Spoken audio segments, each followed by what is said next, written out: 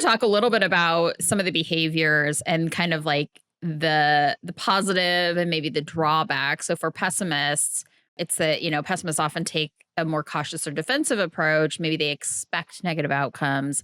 Maybe they prepare for worst case scenarios, which is something that our last voice noter mentioned for sure. They may avoid risks. They may show higher levels of anxiety about future events. And pessimists can be more realistic. They can be more effective at planning for or avoiding potential problems.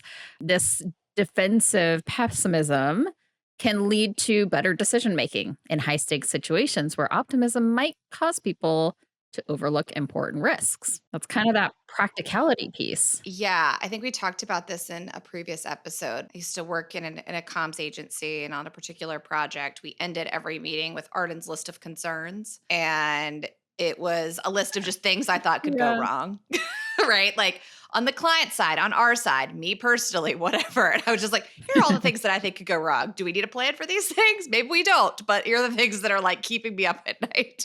Yeah. Right. And so, like, being able to project into the future to see those things and like mitigate those risks is very important. Yeah, yeah, and it's, like, so funny too, like, coming off of a wedding this weekend and just, having some judgment around the way some things were organized and planned and what we prioritized and did not prioritize, Mm, and, like, none of it mattered. I actually think that the team did a really good job and just chose to prioritize the right things, but there are some things that I know I would have planned for differently because of yeah. this, like, you know, because I'm always sort of like thinking of like, what's the like possible tree of all of the outcomes that could come from these things? And, in a wedding with 250 people, like what could go wrong? Right. Lots of things. So then behaviorally, optimists, they tend to take risks more readily, show resilience in the face of challenges, and often persist longer in the pursuit of goals, this is interesting. I mean, granted, this is research from the internet, but they often expect the best outcome and are more likely to engage in proactive problem solving. Optimists are more likely to cope better with stress and have stronger social connections, which is interesting. Now, optimism or unrealistic optimism can lead to poor decision making. It can lead to risk taking where maybe risks are not good and underestimating dangers. So, over optimism may lead to disappointment if the outcomes don't match the expectations.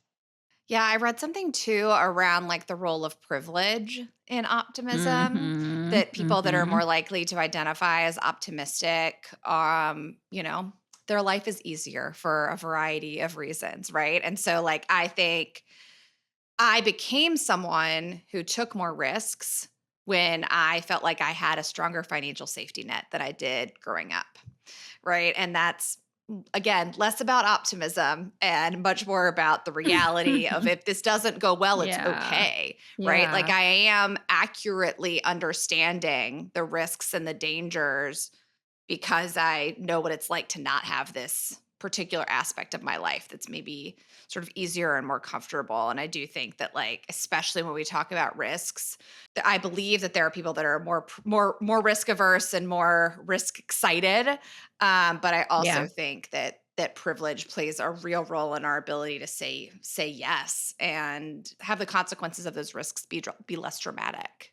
So true. Like, I would say that I'm lower on the risk aversion scale, so I'm more open to risks. However, also, I quit my job with nothing else lined up and I started my own business largely because I had a financial safety net that was Right. called my corporate savings and my 401k and my, Right. all of these things, right? So, it's much easier to be quote unquote optimistic or brave if you have some layers of privilege working for you.